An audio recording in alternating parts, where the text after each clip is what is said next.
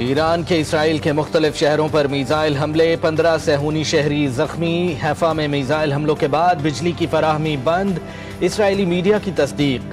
ایران کے میزائل حملوں سے حیفا میں 7 عمارتوں کو نقصان پہنچا، 3 مقامات اور متعدد گاڑیوں کو آگ لگ گئی۔ ایرانی فوج کے مطابق آپریشن وعدہ صادق کے تیسرے مرحلے میں اسرائیل پر حملے کیے گئے ہیں۔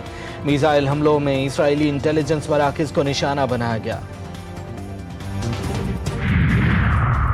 یمن بھی ایرانی حمایت میں اسرائیل کے خلاف جنگ میں شامل۔ یمن نے یافا کے مقبوضہ علاقوں کی طرف ہائپرسونک میزائل داغ دیے۔ یمنی افواج نے 2 ہائپرسونک بیلسٹک میزائلوں سے اسرائیلی اہداف کو نشانہ بنایا۔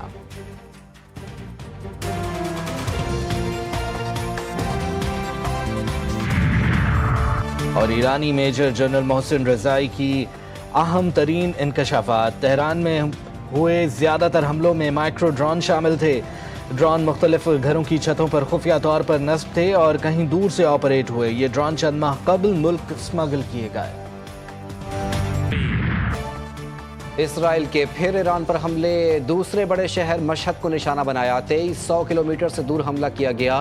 مشہد ایئرپورٹ پر ایندھن بھرنے والے طیارے پر بمباری۔ مشہد ایئرپورٹ، رن وے اور امام رضا علیہ السلام کے روضے کو کوئی نقصان نہیں پہنچا۔ مشہد پر اسرائیلی حملوں کے بعد فضائی دفاعی نظام فعال۔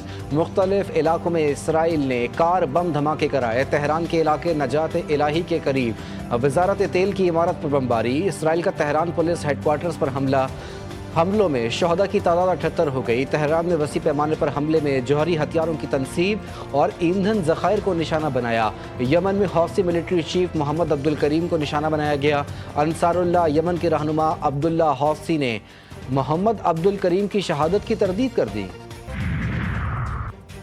یمن بھی ایرانی حمایت میں اسرائیل کے خلاف جنگ میں شامل۔ یمن نے یافا کے مقبوضہ علاقے کی طرف ہائپر سونک میزائل داغ دیے۔ یمنی فوج نے 2 ہائپر سونک بیلسٹک میزائلوں سے اسرائیلی اہداف کو نشانہ بنایا۔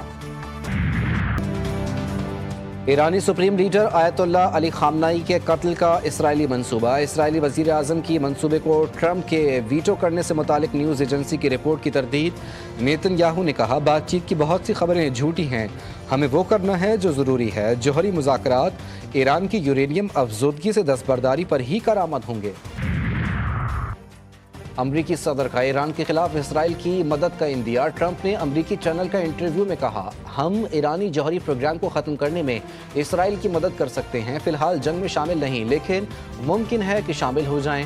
کہا، ایران اور اسرائیل کو معاہدہ کرنا چاہیے، جیسے میں نے پاک بھارت جنگ بندی کروائی، تجارت کا استعمال کرتے ہوئے پاک بھارت لیڈران سے بات کی، پاک بھارت بات چیت میں عقل سے فیصلہ کیا گیا۔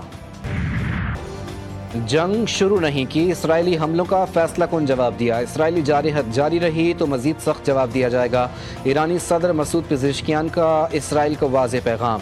کہا، عراق اپنی سرحدوں اور فضائی حدوں کی حفاظت مزید سخت کرے گا۔ عراق کی فضائی حدود سے اسرائیلی جارحیت عالمی قوانین کی پامالی ہے۔ مسلم دنیا نے اسرائیل کو نہیں روکا تو دیگر ممالک بھی اس کا شکار ہوں گے۔ مسلم ممالک عالمی فورمز پر مضبوط اور فیصلہ کن انداز میں کھڑے ہوں۔ روسی صدر اور امریکی صدر کا چند گھنٹے میں دوسرا رابطہ۔ مشرق وسطیٰ کی بگڑتی صورتحال پر تشویش کا اظہار۔ کشیدگی کے خاتمے کے لیے کوششوں کی ضرورت پر زور۔ سعودی ولی عہد کا برطانوی وزیر اعظم سے رابطہ۔ دونوں رہنماؤں نے مشرق وسطیٰ کی سنگین صورتحال پر تبادلہ خیال کیا۔